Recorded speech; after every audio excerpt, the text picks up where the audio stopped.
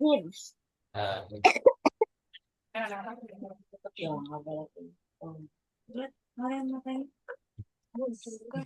materi yang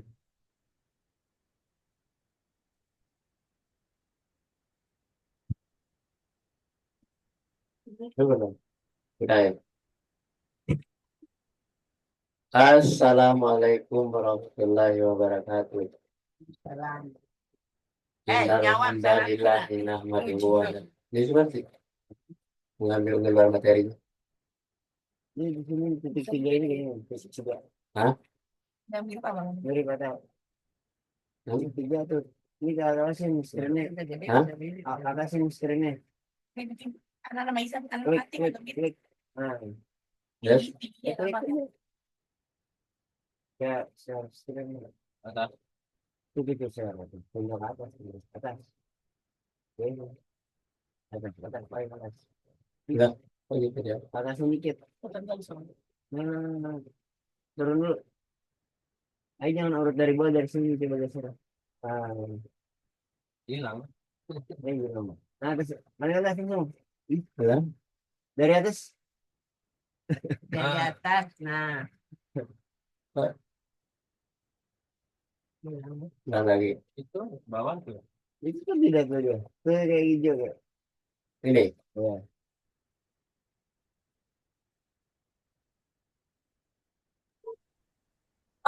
Ya. Assalamualaikum warahmatullahi wabarakatuh. Om Galo. Innal hamdalillahi nahmaduhu wa nasta'inuhu wa nastaghfiruh wa na'udzu billahi min syururi anfusina Om Galo. wa sayyiati a'malina. May yahdihillahu fala Om Galo suruh ke bawah. Mariam nangis.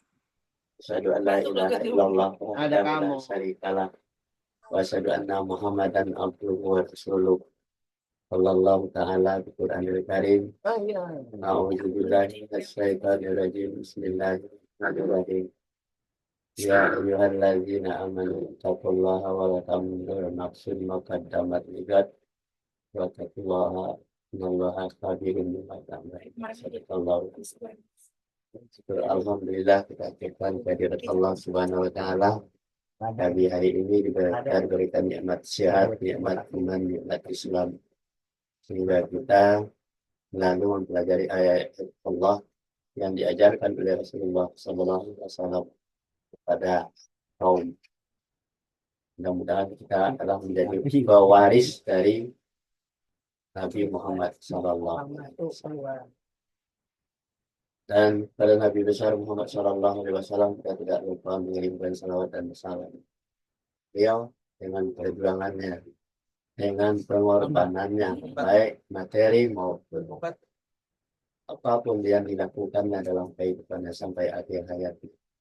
Mudah-mudahan kita adalah pewaris apa yang disampaikan oleh Nabi Muhammad SAW. Kalau kita mewarisinya, kan Nabi tinggalkan dua pusaka padamu, yaitu kitabullah dan sunnah Rasul. Jadi mudah-mudahan kamu tidak akan tersesat. Nah, jadi kitabullah dan sunnah Rasul itu adalah salah satu landasan berpikir kita bagaimana kita menjadi manusia yang beriman dan yang kepada Allah. Agar kita selalu menjaga ketakwaan kita kepada Allah. Untuk menjaga ketakwaan kepada Allah, kita harus mempelajari apa yang disampaikan oleh Nabi. Inilah kita baca sabda Rasulullah. Aku diperintahkan untuk memerangi manusia sampai mereka menyatakan tiada sembahan yang hak selain Allah. Jika mereka telah menyatakan niscaya darah dan harta mereka aku lindungi, kecuali karena haknya. Hadis riwayat Al-Bukhari Muslim. Maukah kalian aku beritahukan tentang dosa yang paling besar? Kami menjawab, ya, wahai Rasulullah. Beliau bersabda, berbuat syirik kepada Allah dan durhaka kepada kedua orang tua. Hadis riwayat Bukhari dan Muslim. Jadi hadis sabda Rasulullah, ya, seperti yang dibaca oleh Bila tadi, diperintahkan. Aku itu adalah nabi, diperintahkan untuk memerangi manusia. Siapa manusia yang diperangi? Adalah manusia yang syirik tadi. Sampai mereka menyatakan tidak ada sesembahan yang hak selain dari Allah. Jadi manusia yang masih musyrik, itulah tugas Nabi untuk meluruskan mereka agar tidak syirik. Jika mereka telah menyatakannya, niscaya darah dan harta mereka itu aku lindungi kecuali karena haknya. Jadi orang-orang yang telah diperangi oleh Nabi itu, yang diperangi itu bukan berarti perang dengan senjata membunuh, enggak. Tapi membunuh cara berpikirnya, cara menyembah Allahnya, itu yang diperangi. Bagaimana cara memeranginya? Dengan menyampaikan ayat-ayat Allah kepadanya, supaya dia merubah sikapnya, tidak menyembah yang lain, tidak mempersekutukan Allah. Nah, kebanyakan kita dapati manusia Indonesia pada umumnya adalah percaya kepada animisme, percaya kepada yang sakti-sakti, percaya kepada kuburan, orang-orang sakti. Kemudian berdoanya pergi ke tempat kuburan-kuburan orang yang sudah meninggal. Itu yang disebut dengan syirik itu. Nah, jadi itu yang diperangi, bahwa manusia itu tidak sampai kepadanya karena dia hanya mengikuti budaya nenek moyangnya. Dianggap budaya nenek moyangnya itu adalah sudah benar. Padahal nenek moyangnya itu menyembah Allah. Ya, nenek moyangnya yang orang kiai, yang ustadz, yang dikuburkan, yang dieluk-elukan oleh manusia itu, akhirnya dia sudah berbelok, bukan menyembah Allah lagi, tetapi menyembah kuburan. Kita perhatikan ya, kalau orang wisata rohani, pergi kepada makam-makam di Pulau Jawa, misalnya. Pergi ke mana tuh di uh, makam yang sudah dibuat, ya padahalnya orangnya sendiri, tapi duplikat makamnya. Orang mengunjungi duplikat makam itu. Orang memberikan saji-sajian, memberikan uang. Sehingga orang-orang yang seperti di Cirebon itu ada oh, kiai yang yang berjasa untuk mengembangkan agama Islam, atau para wali yang berjasa itu, dia dikunjungi itu wali-wali itu ke sana. Jadi sana dia berdoa, memberikan sedekah. Itu kan tidak benar. Sehingga orang-orang membuat kuburan-kuburan duplikat setiap daerah. Sehingga sampai 5 duplikatnya. Mungkin 5 kuburan orang-orang itu juga. Pada orang yang satu. Nah, orang yang membuat duplikat itulah yang membuat orang syirik. Nah, wisata rohani itu sebenarnya kok jauh-jauh sekali untuk memberikan sedekah. Padahal di sekelilingnya banyak orang-orang miskin, anak yatim, apa yang perlu disantuni. Tapi dia karena berjalan ke sana memberikan sedekah ke sana. Sehingga anehlah orang-orang yang membuat duplikat kuburan itu setiap tahunnya dikunjungi oleh wisatawan rohani ya, Islam. Nah, ini yang diperangi supaya memberikan ajaran kepada orang-orang itu jangan sampai seperti itu. Kalau sudah sampai ke sana itu jatuhnya ke musyrik. Maukah kalian aku beritahukan tentang dosa yang paling besar? Dosa yang paling besar itu adalah musyrik tadi. Mempersekutukan Allah dengan yang lain, dengan kuburan itu, dengan kiai, minta kepada orang pintar, minta kepada dukun. Itu dosa besar. Kami menjawab, yaitu, wahai Rasulullah, beliau bersabda, adalah berbuat syirik kepada Allah. Nah, kalau kita meminta hanya kepada Allah saja. Dan durhaka kepada kedua orang tua. Nah, jadi durhaka kepada orang tua adalah nomor 2, syirik. Itulah yang kita bahas agar kita paham hadis ini. Lanjut.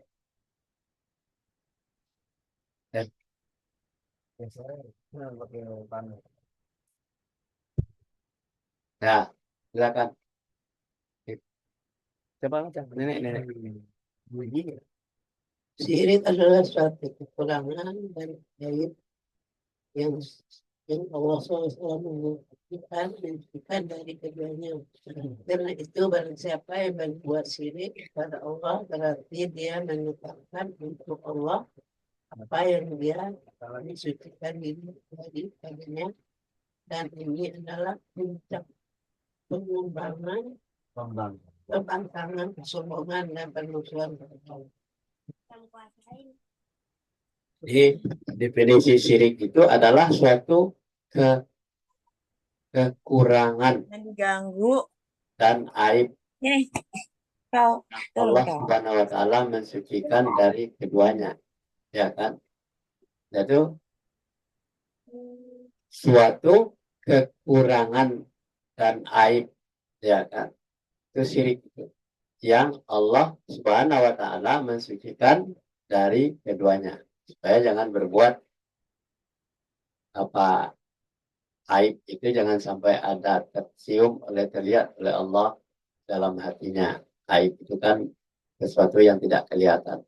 Karena itu barang siapa yang berbuat syirik pada Allah, berarti dia menetapkan untuk Allah apa yang dia mensucikan diri daripadanya. Jadi banyak orang-orang di daerah itu percaya kepada kiai, percaya kepada ustadz, sehingga dia tidak mempelajari ayat-ayat Allah dan mempelajari hadis lagi. Di dalam dirinya itu ada hanya sebagai menumpang, minta doakan. Nah, ini yang tidak boleh. Kalau minta doakan, kita kalau berdoa langsung aja kepada Allah. Dan tidak usah kita minta tolong kepada orang-orang pinter. Dan ini adalah puncak pembangkangan, kesombongan, dan permusuhan kepada Allah.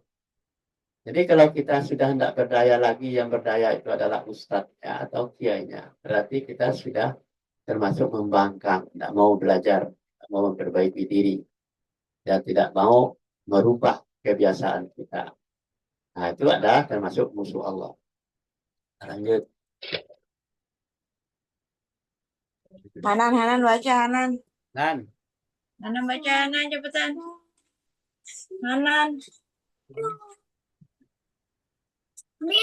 Jenis syirik ada dua jenis syirik, benar dan syirik kecil. Syirik besar bisa mengeluarkan dunia dari agama Islam dan menjadikannya kekal dalam neraka jika ia meninggal dunia sebelum bertaubat daripadanya. Syirik besar adalah memalingkan suatu bentuk ibadah Allah. Ya, jadi jenis syirik, ya, jenis syirik itu ada syirik, ada dua ya, syirik ada dua jenis, syirik besar dan syirik kecil. Nah, kalau syirik besar itu bisa mengeluarkan pelakunya dari agama Islam. Nah, contohnya orang yang percaya kepada budaya, seperti orang Hindu, orang Buddha, ya kan, orang beragama Buddha, agama yang lain, itu termasuk syirik besar, ya manusia itu. Kemudian orang Islam sendiri yang melakukan budaya-budaya seperti Buddha, Hindu, itu sudah termasuk pelakunya, walaupun dia beragama Islam, menjadikan dia kekal di dalam neraka. Jadi jangan dianggap orang Buddha aja yang masuk Islam, yang masuk neraka, tapi orang Islam yang syirik itu akan masuk menjadi dalam neraka, kekal dalam neraka. Jika ia meninggal dunia belum bertobat daripadanya, belum memperbaiki dirinya, belum merubah dirinya, maka dia, ini dia tempatnya di neraka. Jadi kalau dia melakukan syirik besar, setelah dapat pengetahuan, kemudian dia merubah, meninggalkan itu kebiasaan itu, berarti ini sudah bertobat. Nah, syirik besar adalah memalingkan sesuatu bentuk ibadah selain daripada Allah. Nah, jangan sampai ada syarat-syarat lain untuk menjadi orang sukses. Misalnya mau menjadi pejabat, ya kan, pergi ke kiai, minta ke kiai supaya dia menjadi pejabat. Nah, kata kiai, ini kamu harus melakukan ini dan itu. Maka diikutilah oleh calon pejabat tadi. Ternyata berhasil. Ini ya sudah termasuk syirik besar. Atau dia punya niat pergi ke Mekah supaya dia menjadi kaya, pergi berbolak-balik naik haji, ya, umrah segalanya. Kemudian berdoa di sana, akhirnya dia berhasil. Itu sudah termasuk syirik besar. Kan dia mintanya hanya bukan kepada Allah, tapi di Mekah. Mekah itu, Ka'bah itu sudah menjadi berhalanya.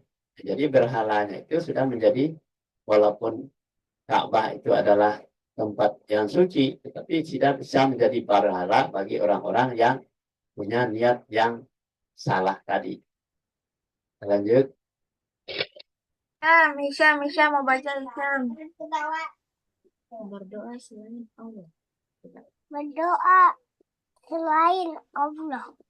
Mendekatkan diri Mendekati diri kepadanya kepadanya dengan dengan menyembelih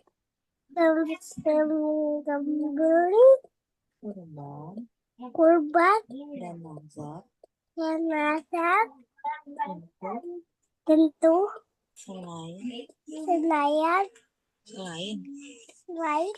Allah, Allah. baik untuk Baik untuk kuburan jin jin dan setan, dan sehat. termasuk Termasuk juga takut kepada orang-orang orang-orang yang yang sudah mati, jin jin dan setan, setan. bahwa Bahwa mereka mereka bisa membahayakan membahayakan tahu atau membuatnya membuatannya sakit juga, sakit juga mengharapkan sesuatu kepada selain Allah selain Allah yang yang tidak kuasa bisa melakukannya selain Allah. kecuali Allah. Ini lanjut sebenarnya ada lagi satu lagi lanjutnya ya. Jadi seperti berdoa selain Allah, jadi berdoa kepada yang lain. Misalnya mendekatkan diri kepada dengan yang menyembelih kurban. Misalnya orang-orang pergi eh, ke Jawa itu di daerah apa namanya ya, Gunung Kidul, ya kan. Nah, orang ramai-ramai ke sana, nah, menyembelih korban di sana, nazar untuk selain Allah supaya menjadi dia kaya. Itu maksudnya dia menyembelih korban apa saja. Katanya orang di Gunung Kidul itu setelah sampai di sana, keluargamu harus cacat kalau kamu mau kaya. Dia mau apa saja diberikan di korban, karena itu nazar untuk berdoa selain daripada Allah. Baik entah untuk kuburan jin dan setan. Maka kuburan juga orang berdoa, kuburan dan jin dan setan. Nah, ini termasuk juga takut kepada orang-orang yang sudah mati. Nah, orang yang sudah mati takut kualat kepada orang ini, orang hebat, orang pintar ini mati. Takut kepada orang mati. Nah, dan jin dan setan itu adalah termasuk syirik ya. Bahwa mereka itu bisa membahayakan atau membuatnya sakit juga, mengharapkan sesuatu kepada selain daripada Allah yang tidak kuasa melakukannya kecuali hanya Allah. Ya, ini perasaan takut kepada jin setan yang akan membuat dia sakit. Ya, kalau kamu melakukan ini atau melanggar ini, kamu akan jadi sakit. Nah, takut sakit itu adalah sesuatu syirik. Ya, itu namanya syirik yang kecil, itu ada di dalam hati kita. Nah, berarti dia bukan takut kepada Allah, tetapi takut mati takut kepada jin, takut kepada setan, takut kualat gitu loh. Nah, inilah satu budaya yang nggak boleh dilakukan. Nah, dan tidak kuasa melakukannya kecuali hanya Allah. Nah, itu berupa. Terus lanjut tuh, Hatim. tim. Kasih dulu. Ah, berantem kan? Kasih dulu, ada yang nggak apa-apa, biarin. Biarin, adanya dulu. Jangan ituin ya. Nggak berantem lagi sih. Ada, iya. Kasih dulu. Bukan Hatim. Nanti aku kasih lagi. Kasih ke aku lagi. Dilakukan di sekeliling bangunan-bangunan yang didirikan di atas kuburan Kuburan. para wali, orang-orang syahali, Oleh bagian Kali, kamu gimana sih? Belum, man. ya. Itulah. Ya, itu yang dibaca oleh hakim itu adalah pemenuhan kebutuhan. Nah, tadi orang kan ada berupa pemenuhan kebutuhan. Dia takut mati, supaya dia tidak mati, pemenuhan kebutuhannya dia melakukan sesuatu yang disyaratkan oleh kiainya, oleh ustadznya, oleh orang pintar. Nah, jadi pemenuhan kebutuhan itu menghilangkan kesusahan.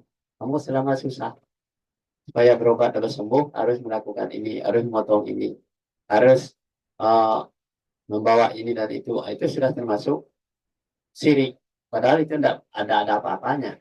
Dilakukan oleh sekeliling bangunan-bangunan, misalnya di rumah. Kamu harus disiram dengan garam dan segalanya supaya jin dan masuk, setan jangan masuk ke rumahmu. Nah, itu syarat-syarat yang seperti itu sudah termasuk syirik itu. Yang didirikan di atas kuburan. Nah, atau diambil tanah kuburannya para wali itu dan orang-orang saleh dan sebagian wilayah Islam. Ini adalah syirik yang orang Islam sendiri melakukannya. Nah, jadi menghilangkan rasa kesusahan, kita pergi kemana-mana berobatnya. Padahal kita harus minta langsung kepada Allah. Nah, jangan sampai hal-hal yang ini terjadi di dalam diri kita. Lanjut.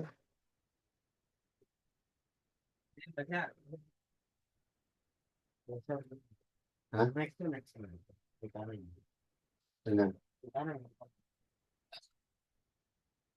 Ya, Oh, ya. dan mereka menyembah selain daripada Allah, apa yang tidak dapat mendatangkan kemudaratan kepada mereka dan tidak pula kemanfaatan. Dan mereka berkata, mereka itu adalah pemberi syafaat kepada kami di sisi Allah. Katakanlah, apakah kamu mengabarkan kepada Allah apa yang tidak diketahuinya, baik di langit dan tidak pula di bumi? Maha suci Allah dan maha tinggi dan apa yang mereka mempersekutukan itu. Kalimat ini adalah ejekan terhadap orang-orang yang menyembah berhala, yang menyangka bahwa berhala-berhala itu dapat memberi syafaat Allah. Ya, di dalam 10 surat Yunus ayat 18. Nauzubillahi minasyaitonirrajim. Bismillahirrahmanirrahim. Wa ya'buduna min dunillahi ma la yadurruhum wa la yanfa'uhum wa yaquluna haula'i safa'una indallah. Qul تتبعون الله بما لا يعلم في السماوات ولا في الأرض سبحانه وتعالى عما يشركون. Dan mereka menyembah selain dari Allah. Yang disebut dengan mereka itu adalah orang yang syirik tadi, menyembah selain daripada Allah. Apa yang tidak mendapatkan atau mendatangkan kemudaratan pada mereka dan tidak pula memberikan manfaat. Kalau dia menyembah selain daripada Allah, tidak memberi kemudaratan, tidak memberi manfaat. Tetapi keyakinannya ada mudaratnya, ada manfaatnya. Seperti orang takut mati, harus mengorbankan ini dan itu. Itu berarti itu namanya tidak memberikan mudarat. Hanya perintah manusia. Gitu. Dan mereka berkata, ya mereka berkata, siapa mereka itu? Mereka itu adalah pemberi, ya kan, syafaat kepada kami di sisi Allah. Nah, mereka itu menganggap itu dan memberikan manfaat. Orang yang menyembah selain daripada Allah, yang percaya selain daripada Allah, dianggap memberi manfaat. Katakanlah, ya kan, katakanlah, apakah kamu, nah, kamu itu adalah diri kita sendiri, mengabarkan kepada Allah apa yang tidak diketahuinya, baik di langit dan tidak pula di bumi. Ya, tidak diketahuinya, itu gaib bagi dia, yang di langit dan di bumi, ya kan? Nah, maha suci Allah dan maha tinggi dan apa yang mereka persekutukan. Nah, jadi Allah itu maha suci dari segala apa yang dianggapnya suci, ya kan? Dianggap keyakinannya suci seperti itu. Allah maha suci dan maha tinggi. Nah, kalimat ini adalah ejekan terhadap orang-orang yang menyembah berhala. Maka berhala itu adalah suatu keyakinan-keyakinan yang dibuat dan tidak ada rujukannya kepada Al-Quran. Itu namanya berhala. Orang yang yakin bahwa harus jangan mendekati itu, harus melakukan ini, atau kamu membawa cincin ini kalau mau masuk kamar mandi harus dibuka. Ah, itu artinya kita mengikuti perintah dari dukun yang memberikan isyarat kepada kita. Kalau kamu mau selamat, pokoknya ke kamar mandi tidak boleh dibawa kalung ini, atau dibawa oleh cincin ini. Harus buka dulu. Nah, ini adalah salah satu syirik yang diyakini oleh umat Islam sendiri. Nanti kamu akan terjadi celaka kalau kamu bawa ke kamar mandi. Nah, itu namanya berhala. Apa itu berhala? Cincin, jimat yang diberikan oleh kiai. Ya, itu berhala namanya. Walaupun bukan berhala seperti yang disembah oleh Azar ayahnya Ibrahim. Ya kan? Apa yang lekat di dalam diri kita yang ditanamkan oleh ustadz atau kiai atau orang pintar. Kamu harus bawa kalung ini supaya kamu selamat dalam perjalanan. Nah, ini namanya berhala itu yang kita bawa itu. Yang menyelamatkan kita itu bukan itu, tapi adalah Allah.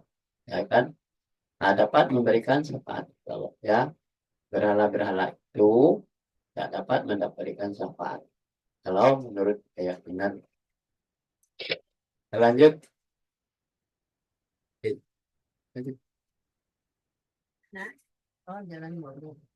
Maka apabila mereka naik kapal, mereka berdoa kepada Allah dengan memurnikan ketaatan kepadanya.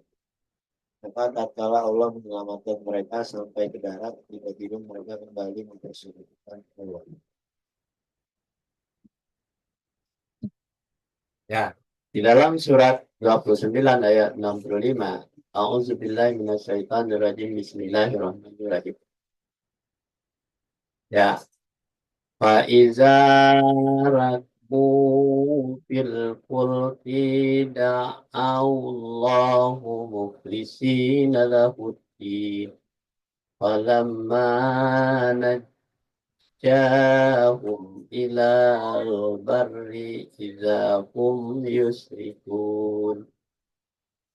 Ini maka apabila mereka naik kapal, siapa yang dikatakan apabila mereka naik kapal? Adalah orang-orang yang musyrik tadi. Mereka berdoa kepada Allah. Kenapa itu adalah bahaya? Ya kan berdoa kepada Allah, ya Allah ya Rabbi, selamatkan saya sampai ke tujuan.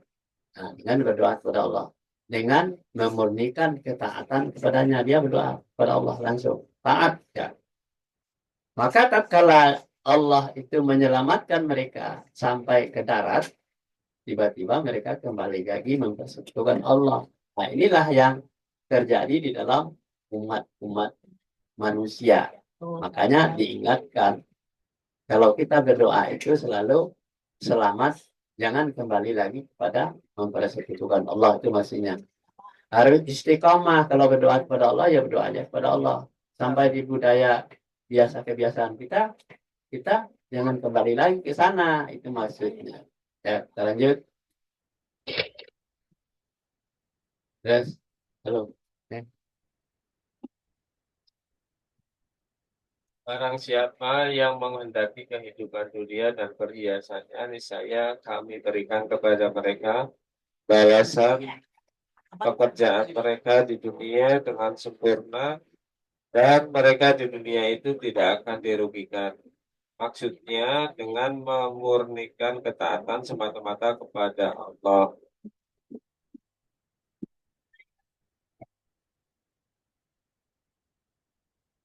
Jadi ini syirik niat. Nah, orang yang berniat itu ada syirik keinginan dan tujuan menunjukkan sesuatu ibadah selain daripada Allah. Di dalam surat 11 ayat 15. A'udzu billahi minasy syaithanir rajim. Bismillahirrahmanirrahim. Man kana yuridul hayatad dunya wa zinataha nufin ilaihim a'malahum fiha wa hum fiha la yuhsasun.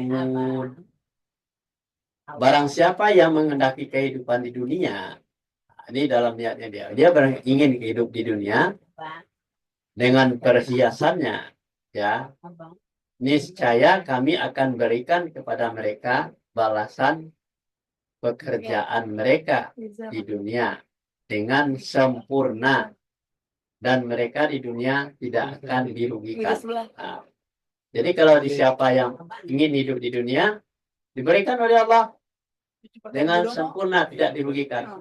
Maksudnya dengan memurnikan ketaatan semata-mata hanya kepada Allah.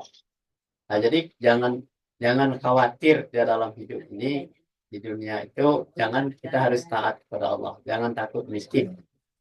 Pokoknya apa yang ada sama kita sedekahkan, kita infakkan, baik berupa pengetahuan maupun materi yang ada sama kita. Tapi harus punya akal. Nah, ya, dan semua ya. Sampai di sini dulu kajian kita pagi hari ini. Mudah-mudahan kita lanjut ketemu di pertemuan yang akan datang, agar kita selalu istiqomah sesuai dengan keinginan Allah Subhanahu wa taala. Wabillahi taufik wal hidayah. Assalamualaikum warahmatullahi wabarakatuh. Waalaikumsalam.